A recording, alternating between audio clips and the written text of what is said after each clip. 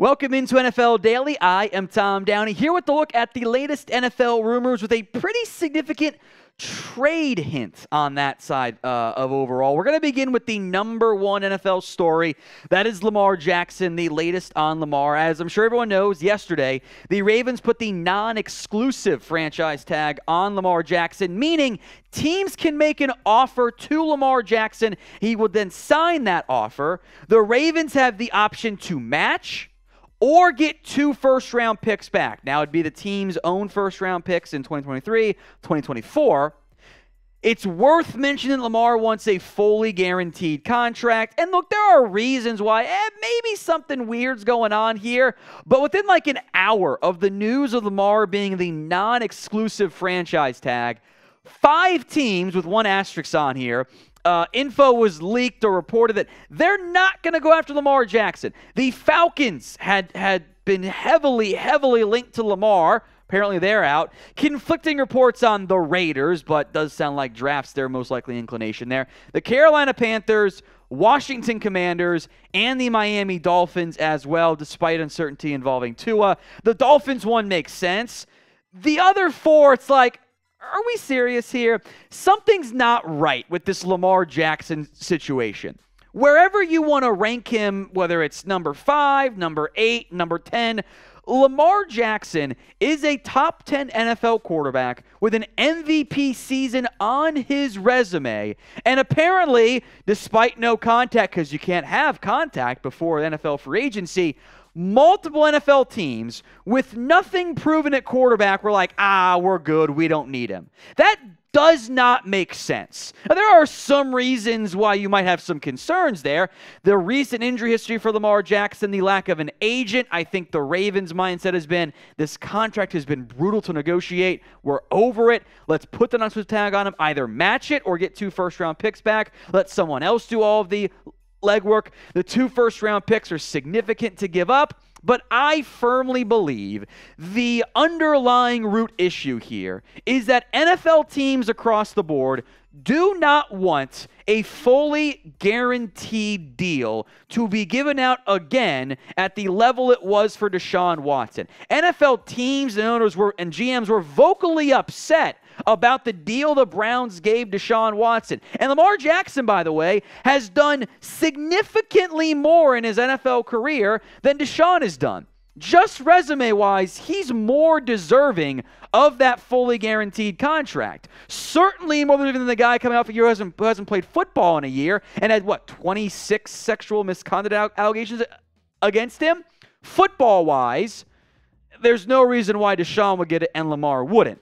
I think there is at least the possibility here of collusion among the NFL franchises to not give out the guaranteed deal. Unfortunately for Lamar, he's the one getting the short end of the stick. So what do you think? I'm going to spend some more time here on Lamar too. But is the NFL colluding against Lamar Jackson right now? It's the pinned comment on today's show. Type in Y for yes, N for no at the pinned comment, especially if an ad break comes here on YouTube.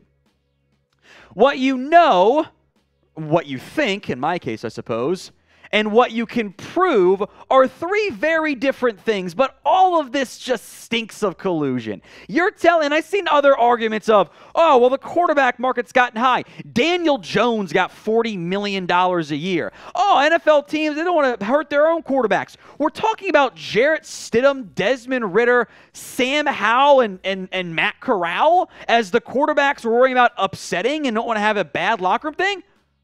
What? Those quarterbacks combined might not be as good as Lamar Jackson. That is, maybe one ends up being a top 10 guy if they're lucky. Those reasons don't pass the smell test. The NFLPA is going to raise a stink here because if Deshaun got that fully guaranteed deal, well, then Lamar Jackson is definitely still worthy. Now, maybe there is a dark horse team that emerges and makes a big deal, big push for Lamar Jackson. Some teams to monitor if the Raiders are indeed out here.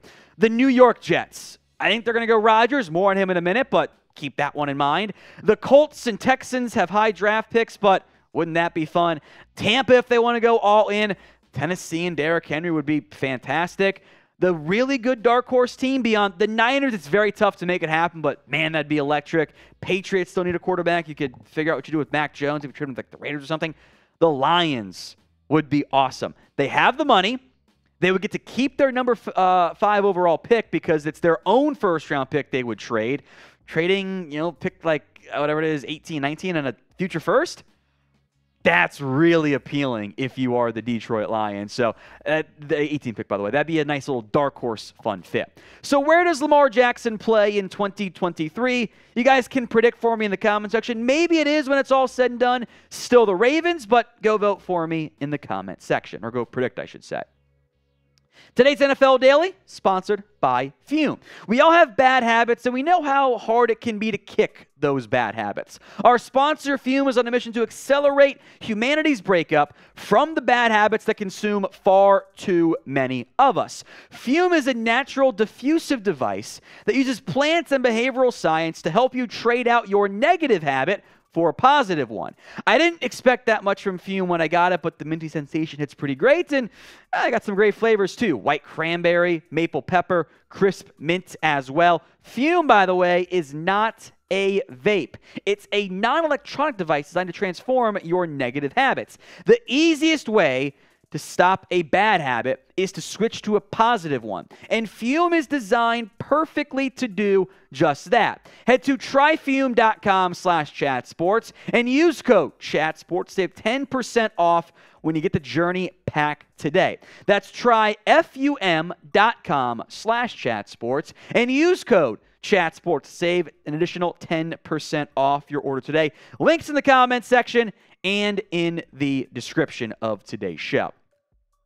The other quarterback domino is one Aaron Rodgers. The Jets and Rodgers have met this week per a couple of different reports there. And now it's just like it was last year, and not last year, but the year before that. We're waiting on what Rodgers wants to do. The retirement buzz from Adam Schefter is kind of once again back. Seems like there's really 3 options. Sorry, Raiders, Jets, Packers, retirement there. From what it's worth from our combine conversations, I really think that when Rodgers says no one knows what he's going to do, I think he's being honest. I don't think people actually do know what's going to happen. The money is a factor here, I think, for both the Jets, Packers, and Rodgers' standpoint. His option bonus is very unique. It's $58.3 million, but a lot of it comes in the future, so it's a lot of cash with spread out money. Short term, the cap hit's pretty good. Next couple years, maybe not so much. It's a complicated deal that could very well end up getting reworked in the event the Packers choose to move on and make Jordan Love the guy. Also raising a red flag is that you're not getting Rodgers at his high. In fact, you're getting him at some of his lowest value, frankly. 17 games played last year, but his touchdown numbers, his accuracy, his completion percentage, interceptions, his yards per attempt, pretty much every metric out there on Rodgers, wins if you want to go that route too, all went the wrong direction, which is a pretty big red flag at his age. So where do you think in the end Rodgers ends? Is it back in Green Bay and Jordan Love remains the great unknown in Wisconsin? Or does he get dealt to the Jets? And this time, the Nathaniel Hackett hiring leads to Rodgers going to that team. That's what happened with Denver. You will never convince me otherwise. Denver hired Hackett to get Rodgers. Didn't happen. Now the Jets did the exact same thing. Well, maybe it'll be different this time. Where does he end up? P for the Packers, J for the Jets. Let's move to Derrick Henry. We got the old conflicting trade rumors here. Mike Silver reported the Titans are shopping running back Derrick Henry, but Jonathan Jones of CBS Sports says that's not true. Who knows what the real answer is? I suppose it's the believe whatever you want to believe here. The Titans are in a weird spot. They've made a new GM hire because John Robinson missed too many big draft picks, and we'll give up some bad deals to people like Bud Dupree when it's all said and done. So are they rebuilding or are they reloading? If they're rebuilding, you should try to trade away Derrick Henry, because if you're not going to try to win for the next 2 years maybe, what's the purpose of having Derrick Henry? That doesn't help you enough in the short term, despite still being one of the better backs in the NFL. And I'll make the Titans' offensive line was not particularly good last year either. If it is more of a retool, they can keep Derrick Henry. Here's the contract details. His cap hit for Tennessee right now, $16.4 million. That's a lot of money. The deal ends after this upcoming year, by the way. Pre-6-1 contract, or if a release or a trade, Tennessee saves 6.26. After June 1st, they save $11 million. That's via release or trade, by the way. He is cuttable. The new team would owe Henry $10.5 million plus incentives of $500,000 that he may or may not end up getting. It's based on rushing yardage there, so you can say it's 11 if you want to include it at that point, but 10.5 works as well. We'll see about Tennessee. If they wanted to, they could blow it all up, but I don't know if Mike Vrabel wants to make that happen. So what is the percent chance the Titans end up trading Derrick Henry? Sound off for me in the comment section right now. We'll end on DeAndre Hopkins trade rumors. Hopkins went on the Pat McAfee Show today. Didn't really offer up that much new information. Said, yeah, he's planning on being a Cardinal, see what happens, etc., etc. There have been plenty of reports, to the surprise of nobody, that the Cardinals could trade him, and that move might not come until after free agency. You know, we'll see if someone like Allen Lazard gets a crazy big contract, in which case maybe the Cardinals can get more for Hopkins in a trade.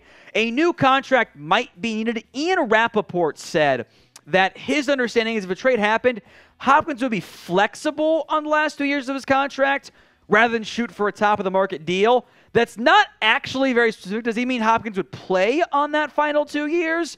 Does that mean he would look for a top 10 deal as opposed to a top 3 or top 5 deal? That's a little bit murky. I think you'd have to figure it out what exactly Hopkins wants contract-wise. That would impact who could potentially trade for him and what they would give up. We'll break down a report on what the trade package is, but who ends up trading for DeAndre Hopkins? You can sound off for me in the comment section. And while you're down there, make sure you are subscribed. News, rumors, draft coverage, free agency, everything else in between, of course, trades like we're doing right now. Hit that subscribe button for free and make sure those notifications are turned on. We will be live for NFL free agency starting early on Monday. Report out of Arizona, by the way, in terms of the potential trade value for DeAndre Hopkins. A second-round pick, I assume this year. It wasn't specified, but would make sense otherwise. A conditional draft pick or a player. Now, conditional range and the player involved, a little bit more flexible there. You know, is David Johnson under contract? Who knows? Kind of funny if that ends up being very similar value there. The new team, of course, will get DeAndre Hopkins. Hopkins is aging. The contract might be a potential red flag for teams at this stage, despite missing a good chunk of time the past 2 years, and the numbers being down because, well, Kyler Murray got hurt, and Arizona was, to be blunt, a dumpster fire this year. Hopkins should still carry plenty of trade value if/when he ends up getting moved.